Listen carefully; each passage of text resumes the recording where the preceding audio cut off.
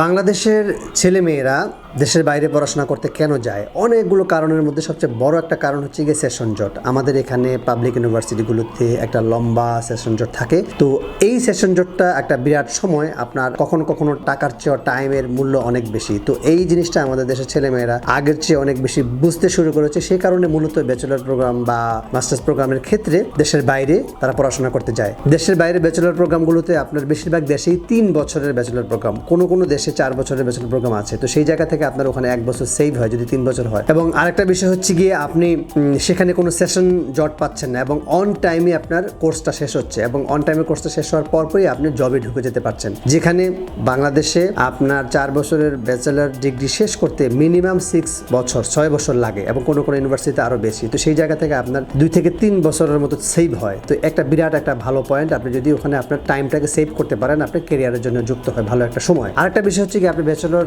Degree নেওয়ার পাশাপাশি অর্থাৎ স্টাডির পাশাপাশি আপনি পার্ট টাইম জব করার সুযোগ পান। পার্ট টাইম জব করার সুযোগ পাওয়ার কারণে আপনার তো জবের একটা অভিজ্ঞতা তৈরি হচ্ছে, যে অভিজ্ঞতাটা আপনার আফটার স্টাডি আপনার জবের ক্ষেত্রে খুব বেশি কাজে লাগে। আমাদের দেশের ছেলেমেয়েরা এখানে ব্যাচেলর ডিগ্রি মাস্টার ডিগ্রি শেষ করে এসে যখন আমার অফিসে জব নিতে আসে, আমি জিজ্ঞেস করি তাকে কয় বছরের অভিজ্ঞতা আছে। তো সাধারণত আমাদের দেশের ছেলেমেয়েরা যেহেতু পড়াশোনা করা অবস্থায় পার্ট টাইম জব করে না, তো তার এক্সপেরিমেন্স বা তার অভিজ্ঞতা কোত্থেকে হবে?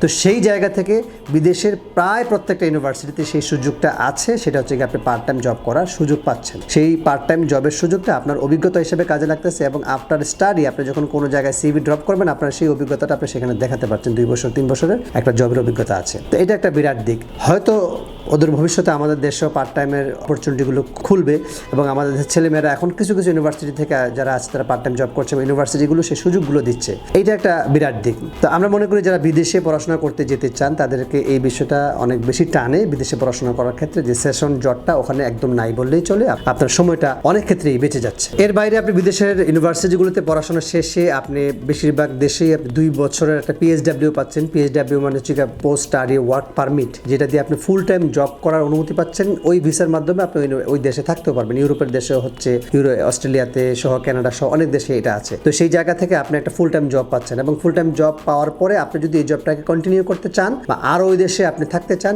ওই জবটাকে কন্টিনিউ করে আপনি আস্তে আস্তে পিআরের দিকে এগোতে পারবেন ওই দেশগুলোতে। এটা একটা ভালো সুযোগ আছে। বিদেশে উচ্চশিক্ষা সম্পর্কে যে কোনো বিষয় জানতে আমাদেরকে কল করুন অথবা হোয়াটসঅ্যাপ করুন, অথবা কোন বিষয়ে আপনি জানতে চান সেই বিষয়ে আমাদেরকে কমেন্টস করে জানান।